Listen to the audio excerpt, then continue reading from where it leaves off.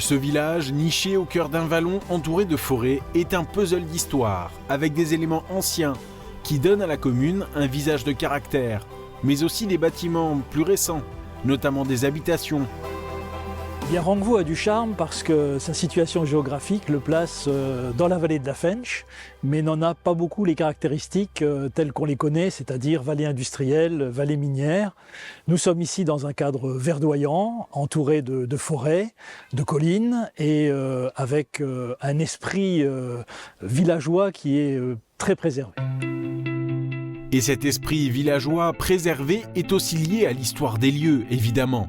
Pour l'anecdote, Rangvo est parfois surnommé le village des sorcières, un sobriquet que l'on doit aux nombreuses forêts qui l'entourent, dans lesquelles vivaient autrefois certains villageois, dont la plupart étaient, dit-on, principalement des bûcherons et des charbonniers. Et au Moyen-Âge, il ne faut pas grand-chose pour soupçonner quelqu'un de sorcellerie. En parlant de l'histoire de Rangvo, difficile d'omettre de dire que c'est ici qu'ont vécu, au XVe siècle, Henri de Ranconval, l'un des maîtres d'œuvre de la Porte des Allemands, et Hannes de Ranconval, architecte du clocher de la cathédrale de Metz, avec cette flèche si extraordinaire. Et avec une telle histoire et un patrimoine aussi riche, la municipalité, fière de l'épopée qui a bâti ce village, a décidé d'ouvrir son propre musée. On a au cœur de continuer de communiquer tout ce qu'on sait aux jeunes, aux enfants, aux plus grands, et que toutes ces traditions ne passent pas dans les oubliettes dans un certain temps. Un musée étonnant où le visiteur plonge dans le passé du village grâce à des archives, des photographies, mais aussi à de nombreux objets de la vie quotidienne d'autrefois. Un lieu étonnant qui participe à la fierté de Rangvo. Mais le patrimoine de la commune est aussi naturel.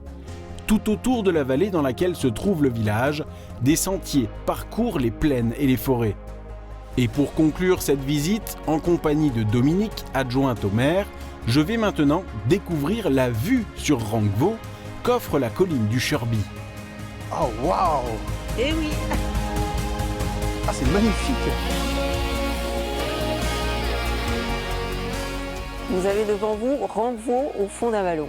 C'est ce cadre-là qui est tout à fait exceptionnel et qui incite les gens de l'extérieur à considérer Rangvo comme des petites Vosges et à se déplacer en nombre pour pouvoir profiter du décor.